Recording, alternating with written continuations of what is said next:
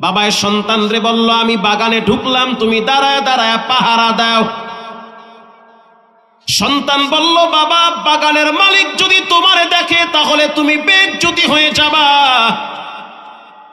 বাপ ডাইনে বামে তাকায় বলে, বাগানের মালিক তো বাগানে নাই, আমি বাগানে ঢুকলাম, তুমি দাঁড়ায় দাঁড়ায় পাহারাদারি করো। তার মানে বাবায় চুরি করবে, ছেলে পাহারা দিবে।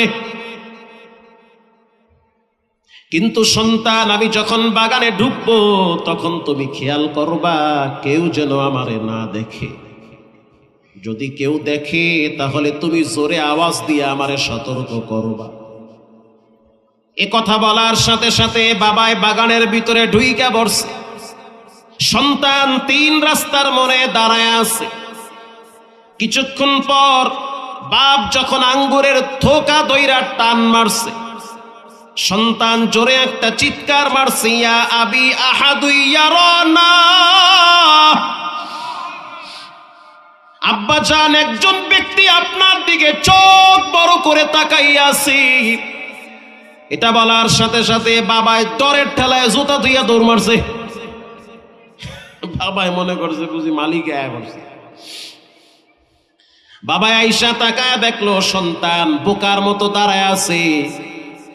বাপ তখন ধমক দিয়ে বলল, বেটা, কেউ তো দেখে না, তুমি আমারে বললা আবাতি আহাদু ইয়ারানা। আব্বা জান, কে যেন তোমার দিকে তাকায় আছে।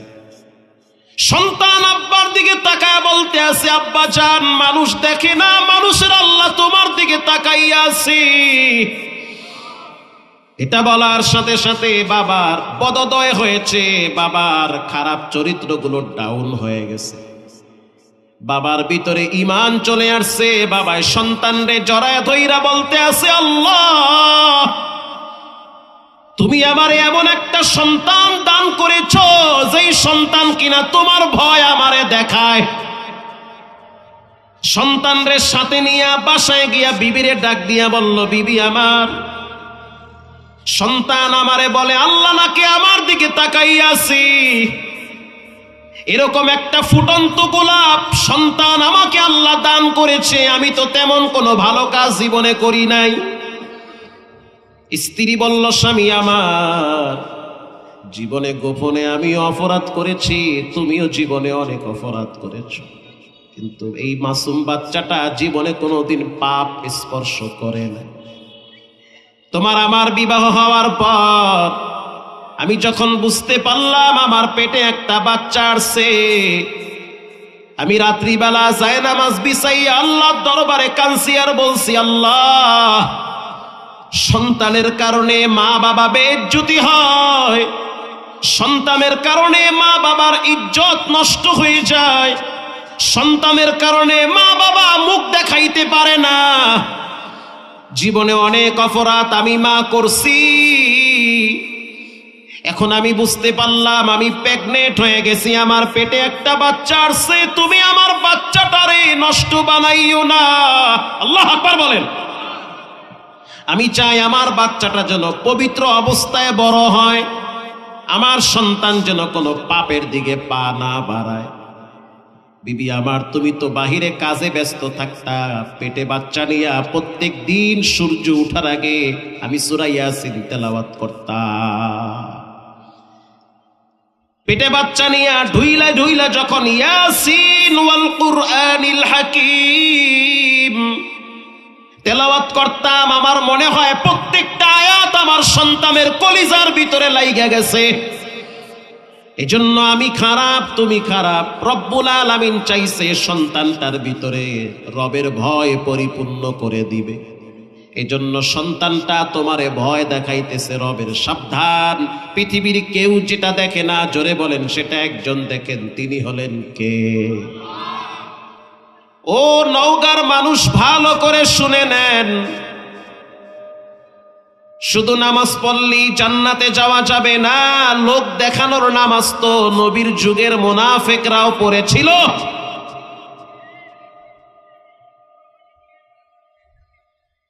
আল্লাহর রাসূল বলেন, জাহান্নামে তারা যাবে, তাদের সংখ্যা জাহান্নামে বেশি হবে যাদের ভিতরে 3টা বদ অভ্যাস থাকবে, অথবা তিন শ্রেণীর মানুষ জাহান্নামে সবচেয়ে বেশি যাবে। বলেন কয় শ্রেণীর মানুষ? তিন শ্রেণীর। এক নম্বরে যাদের ব্যবহার খারাপ, যাদের ভাষা খারাপ, যারা মানুষকে কথায় কথায় গালি দেয়।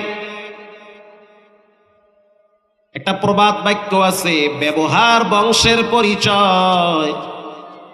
ব্যবহারই জান্নাত জাহান্নামের পরিচয়গুলো ফুটে ওঠে। সমস্ত নবীরা ছিল উত্তম ব্যবহারকারী, সমস্ত নবীদের ব্যবহার ছিল সবচেয়ে ভালো ব্যবহার। একজন ইহুদি মসজিদে নববীতে দাঁড়ায় দাঁড়ায় প্রস্রাব করা শুরু করছে। হযরত ওমর রাদিয়াল্লাহু তাআলা আনহুর মেজাজ গরম হয়ে গেছে। হযরত ওমরের রক্ত মাথায় উঠেছে, মনে চাচ্ছে যে ইহুদি ঠ্যাং ধইরা ফাইরা ফেলাই। আরে মসজিদে নববীতে এক রাকাত নামাজ পড়লে, এক বর্ণনায় আসছে 1000 রাকাত নামাজের নেকি জমা করে দেওয়া হয়। সুবহানাল্লাহ। মসজিদে নববী, সেখানে দাঁড়ায় দাঁড়ায় প্রস্রাব করতেছে। আমনে হইলে তো রাগের ঠেলায় বাটা মাকে দিয়ে লইতেন, পরে যাওয়ার হইবে।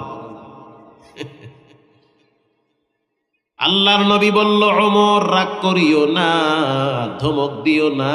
তার প্রস্রাব যদি হঠাৎ বন্ধ হয়ে যায় তাহলে তার কষ্ট হবে। আল্লাহু আকবার বলেন। নবীর কি ব্যবহার, চাচা আপনার কি ব্যবহার? একটা বাচ্চা মসজিদে গেলে যদি আপনার টুপি খুলে, আপনি লঙ্গি খুললে হারে ফিরাইতে চান, ঠিক কিনা বলে? আর টুপি খুলছে, খুলুক না, সমস্যা। আমি তো মক্কা শরীফ হেদিনও দেখছি, ছোট ছোট বাচ্চারা সবগুলা টুপি এক জায়গায় জমা কইরা এর ভিতরে বয়া বয়া পানি ঢালতে আছে। মক্কা আল্লাহর ঘরে, হেরেমের ভিতরে। আমনে হইলে করতেন কি? আপনার ধমকের ঠেলায় তো মুইতে দিত। রাগ করবে না। বাচ্চারা মসজিদে আসুক, এটা আমরা চাই কি চাই না? ওদেরকে আসতে দেন। মসজিদে আসলে যদি ধমক দেন, বাচ্চারা মনে করবে ওহেনে গেলে ধমক খাওয়া লাগে, জামু না ওহেনে ঘরে হারাবিন হইয়া হইয়া পাবজি আর ফ্রি ফায়ার খেলাম। ওরা হইয়া কই ওগো আইতে দেন মসজিদে, চকলেট দেন, আইসক্রিম দেন, ঘোষণা দিয়ে দেন যারা একটানা ফজরের নামাজ 40 দিন মসজিদে পড়বে তাদেরকে মহল্লাবাসী একটা সাইকেল গিফট করবে, ঠিক কিনা বলেন?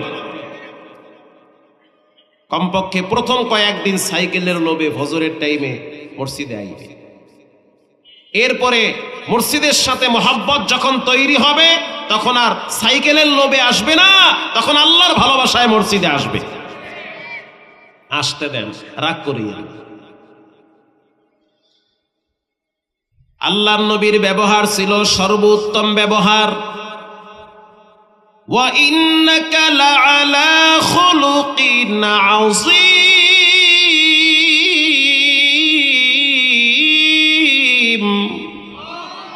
মুরব্বীরা ফুল পিকআপ দিয়ে জোরে বলেন তো আল্লাহু আকবার।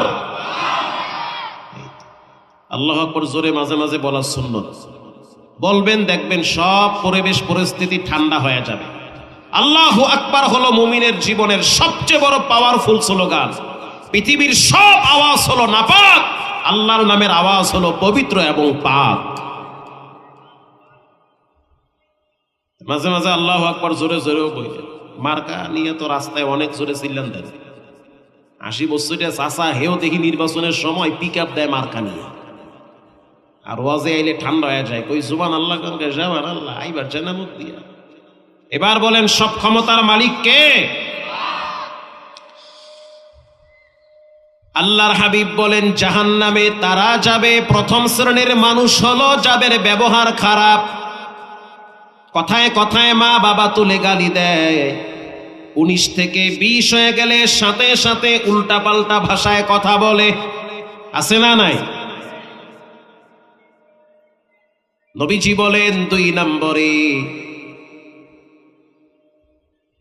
যারা প্রচন্ড অহংকারী, অহংকারী মানুষগুলোর ঠিকানা হবে আল্লাহর জাহান্নামে। পৃথিবীর শ্রেষ্ঠ অহংকারী ব্যক্তির নাম ছিল ইবলিস। আল্লাহ অর্ডার করলো, ইবলিস তুমি আদমের সামনে মাথা নত করো।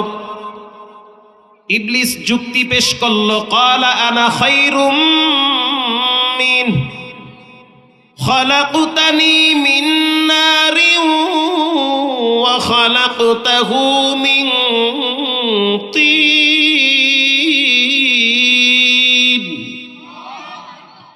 আরে আমি হইছি তো আগুনের তৈরি, আগুন তো নিচে জ্বালাইলে উপরে যায়, আর আদম তো মাটির তৈরি। আরে হে তো কাদা মানুষ, এর সামনে আমি কেন মাথা নত করব? আমার কি হেডাম কম আছে? 6 লক্ষ বছর তো আমি আসমানে আর জমিনে হোমানে সেজদা দিছি, এর চেয়ে আমি বড় দরবেশ। অহংকারী ভাই। একজনে নামাজ পড়ে না, হ্যারে ধমক দেয় নামাজি, দূর বেনামাজি, আউলা জাউলা বসে কি, আরে হ্যাঁ পাক্কা নামাজি হয়ে গেছে গা। ধমক দিয়েন না, হতে পারে ওই লোকটা একদিন আল্লাহর দরবারে শ্রেষ্ঠ ওলি হয়ে যেতে পারে। রাগ করিয়েন না, বিষয়টা এমনও হতে পারে আপনার অহংকারের কারণে মৃত্যুর সময় ঈমান ছাড়াও কবরে যাওয়া লাগতে পারে। কি ভাই, হতে পারে কি পারে না? যেই লোকটা অপরাধ করে তাকে ধমক দিয়েন না, তাকে বুঝান, আল্লাহর ভয় দেখান। তাকে বলেন, ভাই হায়াত তো শেষ হয়ে যাচ্ছে, কতদিন আর অপরাধ করবে, জিন্দেগি শেষের পথে, আসেন তাওহীদের সুশীতল ছায়ায় আশ্রয় গ্রহণ, আল্লাহ এবং তার রসুলকে মেনে নেন। দেখবেন ওই লোকটা আপনার ব্যবহার পেয়ে আজকের খারাপ মানুষটা কালকে ভালো হয়ে যেতে পারে। আল্লাহর হাবিব বলেন, যে ব্যক্তি অহংকারী সে জাহান্নামে যাবে। নবীজি বলেন, 3 নম্বরে যার অন্তরে হিংসা আছে সে জাহান্নামে যাবে। ইল্লা মুশরিকিন আও মুশাহিদ, মুশরিক এবং অহংকারীরা আল্লাহর কাছে কখনোই দামি হতে পারে না। অহংকারী ব্যক্তিরা যেমন আল্লাহর কাছে লানত প্রাপ্ত, হিংসুকরাও রবের কাছে লানত প্রাপ্ত। যারা হিংসুক তারা আরেকজনের উন্নতি সহ্য করতে পারে না। আল্লাহ আপনাকে ভালো রাখছে, ভালো চালায়, ভালো খাওয়ায়, সন্তানরা আপনার কথা শুনে। একদল মানুষ দেখবেন আপনাকে নিয়ে চায়ের দোকানে সমালোচনা সবচেয়ে বেশি করে। আসতে বলবেন না, জোরে বলেন, ঠিক কিনা? হিংসুক, নিজেও ভালো থাকে না, আর একজনরেও ভালো থাকতে দেয় না। ভাই অমুকের ছেলে ভালো চাকরি পাইছে, দূর বেটা ওই চাকরিতে কদ্দূর চলবে, অত বেতন অল্প, এটা ভেস্কি মেরে লেছে। এই ভেস্কিটাই হলো হিংসা। ভালো চাকরি, বেতনও ভালো আছে, বেসরকারি চাকরি কয়দিন পর দেখবি আউলা জাউলা হয়ে গেছে, শেষ। না চাকরি টিকে গেছে গা, বেতনও ভালো পায়, বলছি ভালো জায়গায় বিয়াও করছে। কও কি এমনি এমনি কেমনে করলেন? আল্লাহ করাইছে। তার মানে আপনি ভালো যতই থাকেন, যতই চলেন, একদল মানুষের শরীরে সারাদিন অ্যালার্জি লেগেই থাকবে, সে সহ্যই করতে পারে না আপনার উন্নতি। রাসূল বলেছেন যে এরা হলো হিংসুক। এই হিংসুকরা যত বড় পাগড়ি লাগায় নামাজ পড়ুক, এদের নামাজের কোনো মূল্য আল্লাহর কাছে নাই। কিসের নামাজ পড়েন, কিসের জিকির করেন, আপনার ভিতরে হিংসার ফ্যাক্টরি ভরা। হিংসুকরা আল্লাহর পক্ষ থেকে লানত প্রাপ্ত। 2টা জিনিস নিয়ে ঈর্ষা করা জায়েজ। আল্লাহ রাব্বুল আলামিন যাকে কোরআন দান করেছেন, সেই কোরআন সে রাতে পড়ে, দিনেও পড়ে। ফজরের নামাজের পর তাকায় দেখেন মসজিদের বারান্দায় বসে বসে সুন্দর করে কোরআন তেলাওয়াত করে। তার তেলাওয়াত শুনে আপনার দিল ঠান্ডা হয়ে গেছে। মারহাবা বলেন। কোরআন শরীফ ভালো পড়তে পারে সে। আপনি যদি এটা আল্লাহর কাছে বলেন, আল্লাহ এত চমৎকার ভাবে তোমার কোরআন তেলাওয়াত করে, যদি আমিও তার মতো পড়তে পারতাম তাহলে আমার জীবনটাও ধন্য হয়ে যেত। এটাকে বলা হয় ঈর্ষা। এটা জায়েজ, এটা ভালো, এই গুণটা থাকা দরকার আছে না নাই? রাজুলুন আতাহুল্লাহুল কুরআন আনা আল-লাইল ওয়া আনা আন-নাহার। নবীজি বলেন দিনেও তেলাওয়াত করে, রাতেও তেলাওয়াত করে। মদিনায় যাওয়ার পরে যখন বুঝলাম এত সুন্দর তেলাওয়াত, 30-40 লক্ষ মানুষ তারাবির সালাতে দাঁড়িয়ে আছে, 2-2.5 ঘন্টা সময় লাগে, দাঁড়ায় আছে তো দাঁড়ায় আছে, মোটেও রুকুতে চাইতে চায় না। একটা মানুষের ভিতরে ঝিমানি ভাব আসে না। আর এত চমৎকার তেলাওয়াত, মনে হচ্ছে দিলটারে কেড়ে নিয়ে যায়, এ যেন এক আরেক জগতে হারিয়ে যায়। ছোট ছোট বাচ্চাদেরকে দেখছি, আরবি বাচ্চারা নামাজে দাঁড়ায় দাঁড়ায় কোরআন শুনে চোখের পানি ছেড়ে কাঁদে। আহা, আপনি যদি মনে মনে ভাবেন যে রব্বুল আলামিন তাকে আপনি রাতে কোরআন তেলাওয়াতের সুযোগ দিয়েছে, সে দিনেও তেলাওয়াত করে রাতেও তেলাওয়াত করে, তার মতো যদি আমি একটু কোরআন পড়তে পারতাম তাহলে আমার জীবন ধন্য হতো। এরকম একটা অবস্থা ভিতরে থাকাটা ভালো না খারাপ? অনেক ভালো। নবীজি বলেন 2 নম্বরে যাকে আল্লাহ সম্পদ দিয়েছে, والذين إذا أنفقوا لم يسرفوا ولم يقتروا وكان بين ذلك قواما। আল্লাহ রাব্বুল আলামিন বলেন যে আমার কিছু বান্দা আছে, তারা তাদের সম্পদগুলো অপচয় করে না, ক্যাসিনো, জুয়া, তাস, ক্রাম এগুলোর পিছনে নষ্ট করে না। এগুলো কি ভালো না খারাপ? নষ্ট করে না। আবার যখন আমার মসজিদ, আমার নবীর ঘর, মাদ্রাসা, দ্বীনি কাজের জন্য যখন তাদেরকে বলা হয় তোমরা আল্লাহর জন্য দান করো, তখন তারা কিপটামি আর বখিলামি করে না। আস্তে বলবেন কেন? জোরে বলেন, ঠিক কিনা? কিপটামি করেন, বখিলামি করেন। মজার একটা ঘটনা মনে পড়ে গেছে, বলবো আমি। নবীর দরবারে একজন গরিব ব্যক্তি গিয়ে বলল, হুজুর আমি বিপদে পড়ছি, কিছু সহযোগিতা করেন। আল্লাহর হাবিব বলল, যাও তুমি ওসমানের কাছে যাও। ওসমান গনি, তিনি সম্পদওয়ালা, তাকে আল্লাহ তাআলা অঢেল সম্পদের মালিক বানিয়েছে। তুমি তার কাছে যাও, সে তোমাকে অনেক দিবে।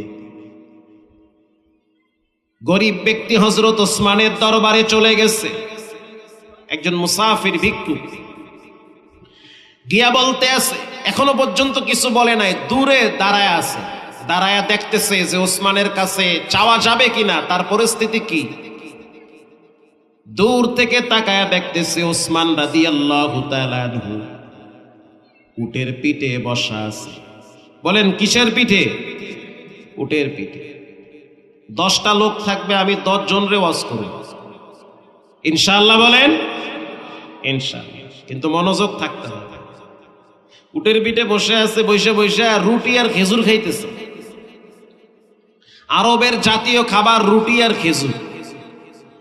আরবদের সামনে দিয়া যদি আপনি খাসি কাটটা ফালায়া দেন, কিচ্ছু কইবে না, আরো হালা।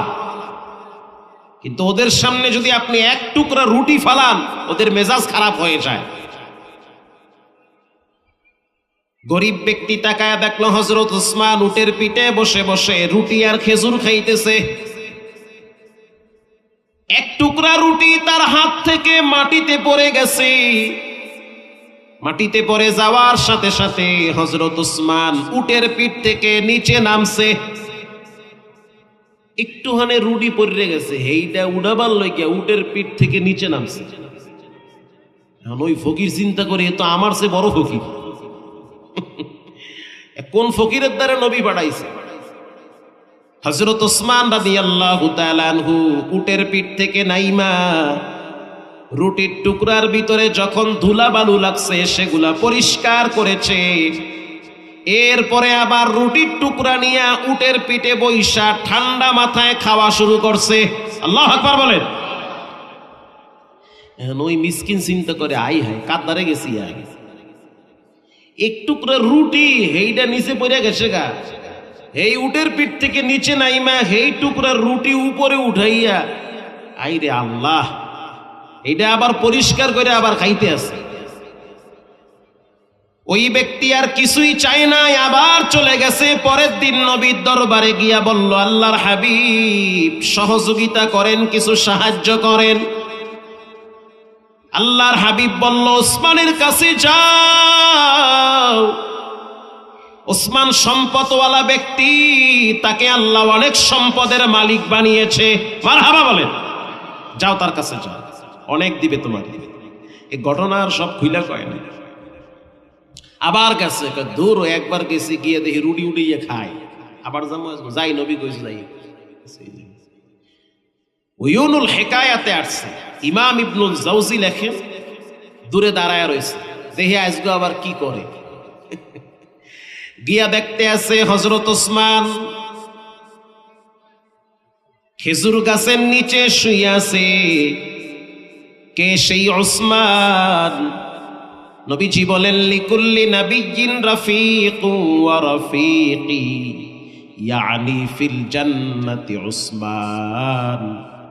প্রত্যেক নবীর সাথে জান্নাতে এক একজন বন্ধু হবে, আর আমি ওসমানের সাথে আমার জান্নাতে আমার বন্ধু হবে আমার জামাতা হযরত ওসমান। মানে আমি নবীর সাথে আমার জান্নাতে আমার বন্ধু হবে হযরত ওসমান। মারহাবা বলে। নবীজির দুই কন্যা হযরত ওসমান বিবাহ করেছে। এজন্য জুমার দিন খতিব সাপরা পড়ে, জিন্নুরাইনি উসমান ইবনে আফফান। আল্লাহু আকবার বলে। ওসমান এত বড় দামি সাহাবী। আল্লাহর নবী দোয়া করছে, সাহিলিল হিসাব আলাল উসমান। আরশের মালিক আল্লাহ ওসমানের হিসাবকে সহজ করে দেন, কারণ সম্পদ যার যত বেশি হিসাব তার তত বেশি।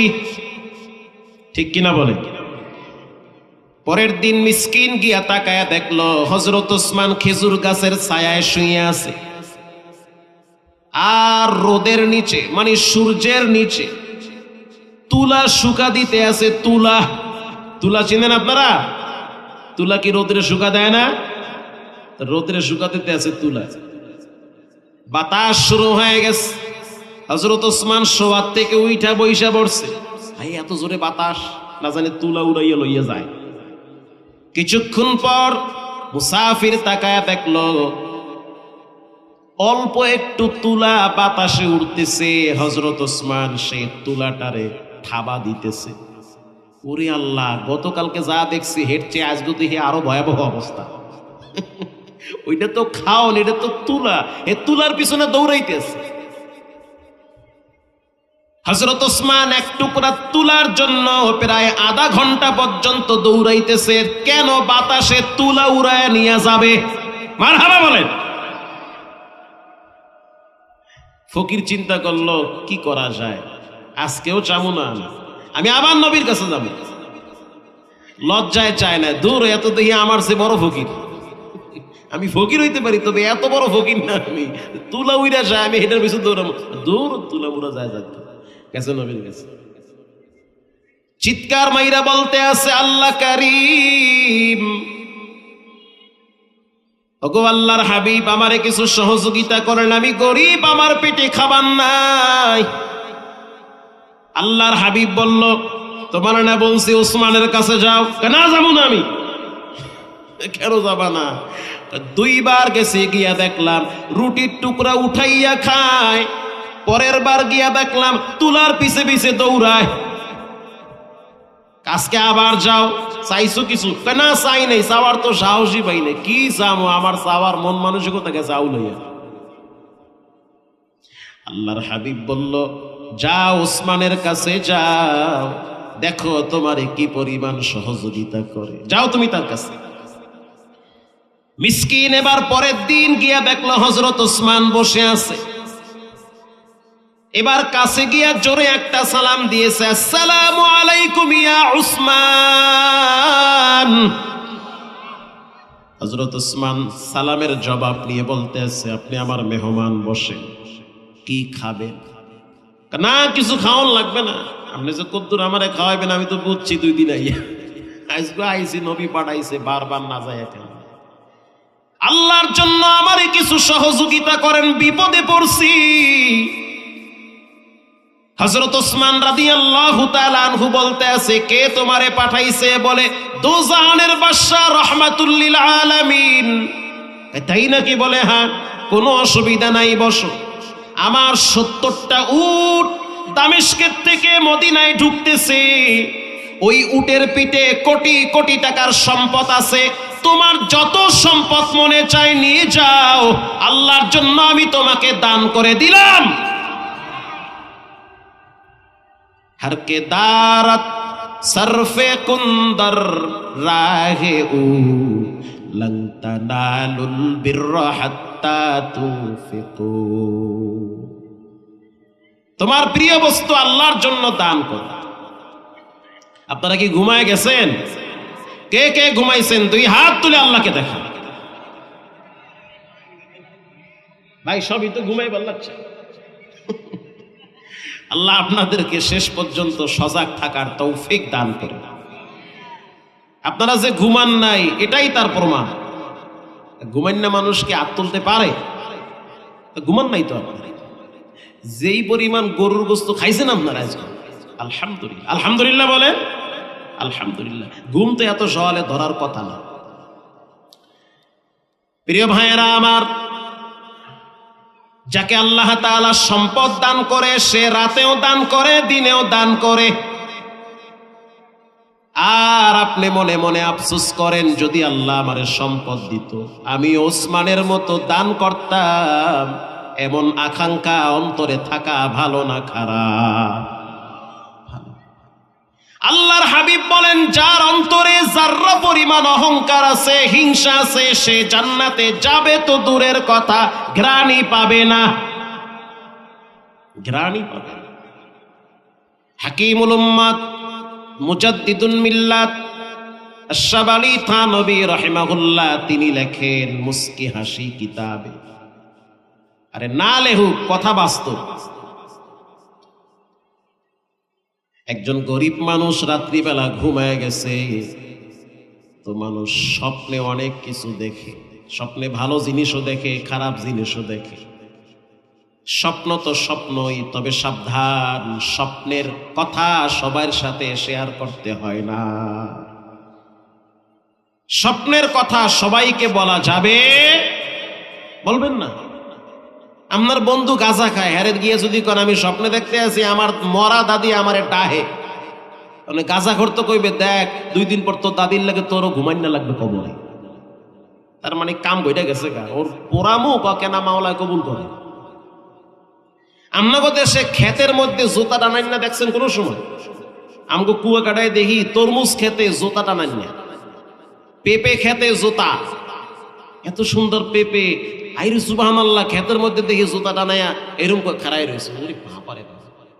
কারণ কি? ক্ষেতের মালিকেরা বললাম জুতা টানায়া রাখছে। তো হুজুর কইেন না, কিছু বদ জবানওয়ালা আছে, বদ জবান, ওকে মুখ ভালো না, ওরা আমার ক্ষেতের দিকে চাইয়া কয়, ওরে তরমুজ এত বড় বড় একটা, ও তো এবছর কয়েক লাখ টাকার মালিক হইবে, জম্মের দেওয়া দেশে আল্লাহ ওরে। কইতে দেরি, পরের দিন দেখি বৃষ্টিতে সব তামা তামা হয়ে গেছে। ঠিক কিনা বলেন? আরে রাসূল বলছে মানুষের জবান হক, এজন্য বাচ্চাদেরকে রাস্তায় খালি গায়ে নামাবেন না। আপনার বাচ্চার স্বাস্থ্য ভালো, আর একজনে কইবে খাইয়া কদুর নাহান হইছে। এই এর পরের দিন দেখবেন পোলায় পায়খানা করতে করতে ও আর খাড়াইতে পারে না, 3 জনে ধরে খাড়া করার লাগে। কথা আসতে বলবেন না, বলিষ্ঠ কণ্ঠে জোরে বলেন, ঠিক না বেঠিক? আমি বলি নাই, নবীজি বলেছেন, বুখারীতে আসছে, আবু দাউদে আসছে, মুয়াত্তা মালিকে আসছে। এই জন্য সাবধান, দোয়া কালাম পইরা রাস্তায় নাইমেন, একটু ফুফা দিয়া নাইমেন। মানুষের তো মুখ ভালো না। আপনার সফলতা দেখলে আর একজনের দূর থেকে এমন একটা কথা কইবে, পরের দিন দেখবেন গেছে গা, সফলতা বিফলতা হইয়া গেছে সব। এই জন্য ফুটু দিয়ে রাস্তায় নামবে। দৈনিক আমি না হইলো 10-15 বার ফু মারি, এক জায়গায় যাই, কেডা কোন কথা কইয়ে কোন বিপদে হাল। ঠিক কিনা বলে? এটা ফুফা দিয়ে নামবে। আপনারে গুলি করে মারবে না, কিন্তু আপনারে এমন ব্ল্যাক ম্যাজিক করবে বা জায়গায় কাট করে ফেলাইবে।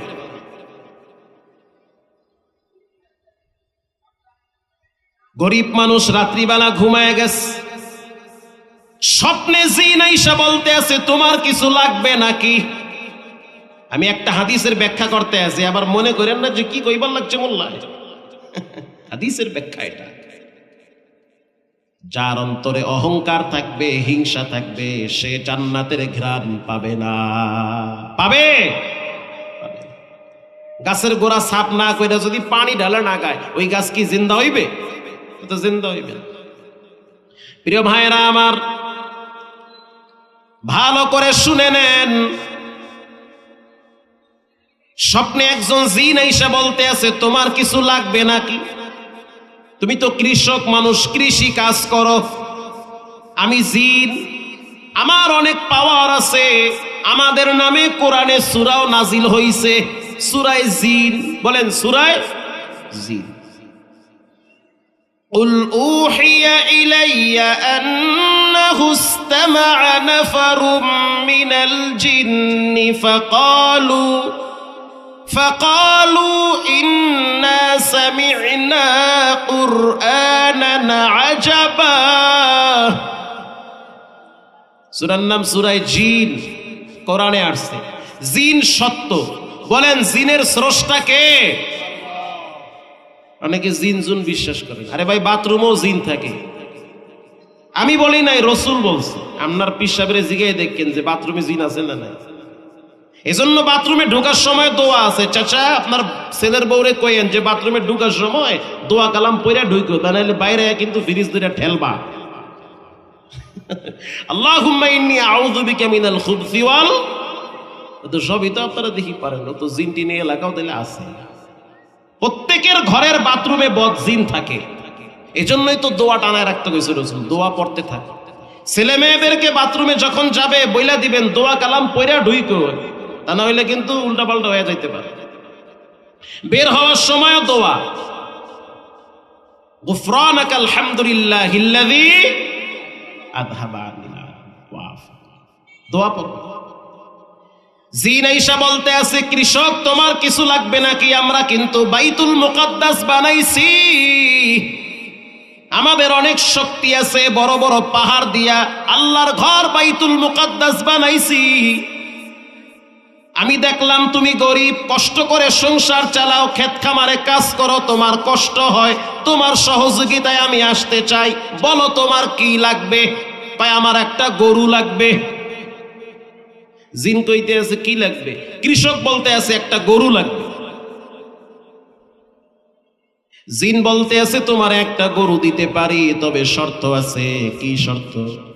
বলে তোমার পাশের বাড়িওয়ালার সাথে তোমার সাথে যে ঠেলা ঠেলি। কাহা ঠিক কথাই কইছো, এর না বললে আমার রুজু নষ্ট হয়ে যায়। আমার ভাষা কি আপনারা বুঝেন? মানে আমার প্রতিবেশী, তার সাথে আমার ঝগড়া, হের ছায়াও দেখতে চাই না। হেরে দেখলে আমার মাথা নষ্ট হয়ে যায়। ডাক দিয়া বলতে আছে তোমারে একটা গরু দিমু, তারে কিন্তু ডাবল গরু দিমু। তোমারে যা দিমু তারে ডাবল দিমু। তুমি কি রাজি? কয় আমি একটু রাজি না। তার মানে তোমার যে একটা গরু দিমু, দুধ তোর গরুর গুল্লি মারি, পরে দিবি দুইটা, আমার একটাও লাগবে না। কি মনে করেন এটা কি উদারতা না হিংসা? সবই তো আপনারা পারেন। এই হিংসার রোগ গ্রামের মানুষের ভিতরে কম না বেশি?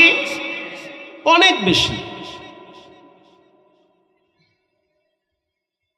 জিন কয় যাইগা, যাও গা, আবার যাও গা কও, আবার তাড়াতাড়ি যা।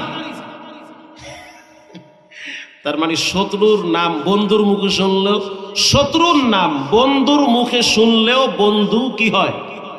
এই তো বুঝছেন, শত্রু হয়ে যায়। সকালবেলা স্ত্রী বলল স্বামী আমার তোমার মেজাজ দেখি উল্টা পাল্টা। আইছিল, দিতে চাইছিল, আমি নেই নাই। কি দিতে চাইছিল? কয় জিনে আইছিল, গরু দিবে, আমি নেই নাই। কেন নেও না?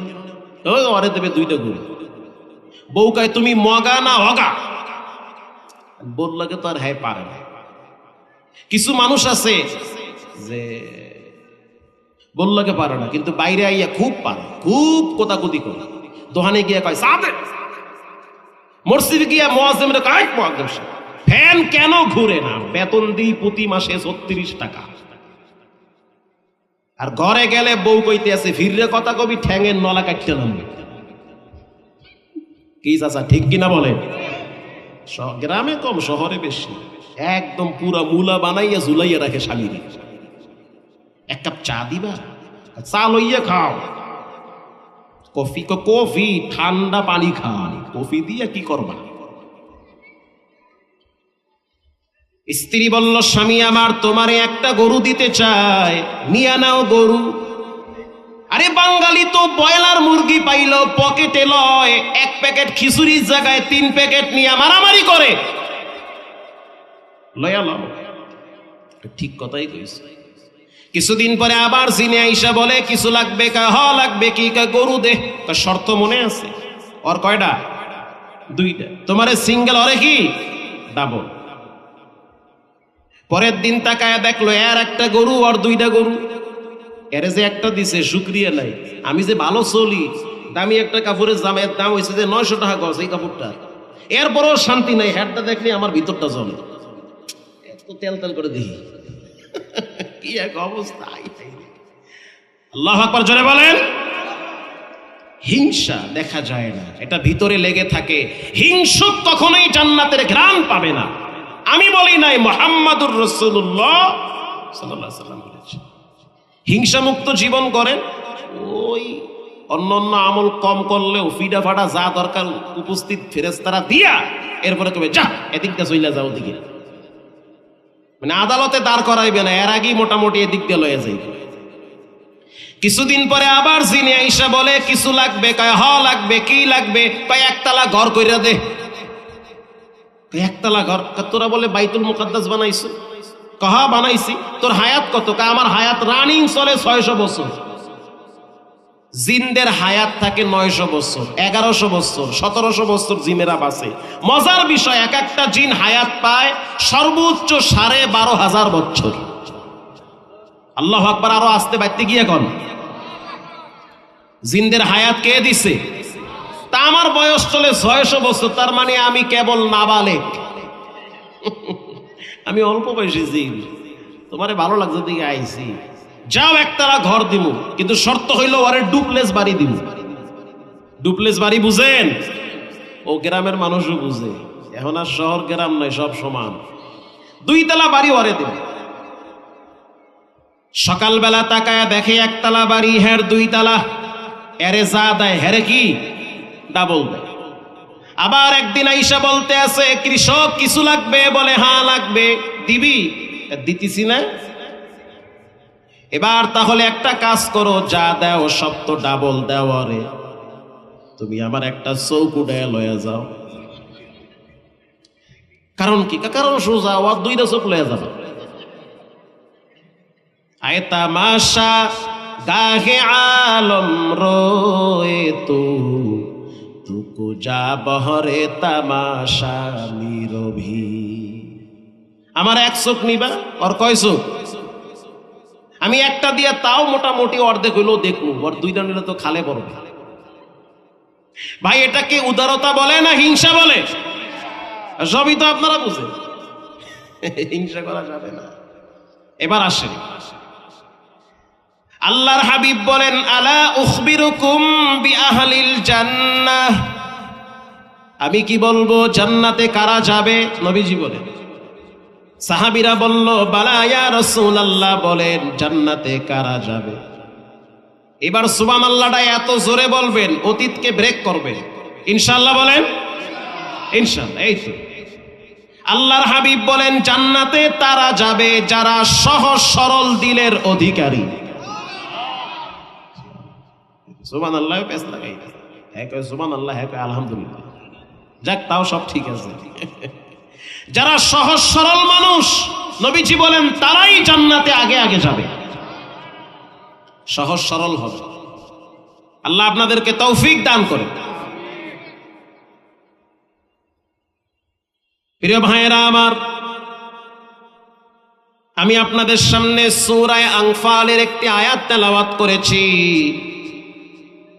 আল্লাহ রাব্বুল আলামিন বলেন যার ভিতরে 5টা গুণ থাকবে তাকে 3টা পুরস্কারে পুরস্কৃত করা হবে।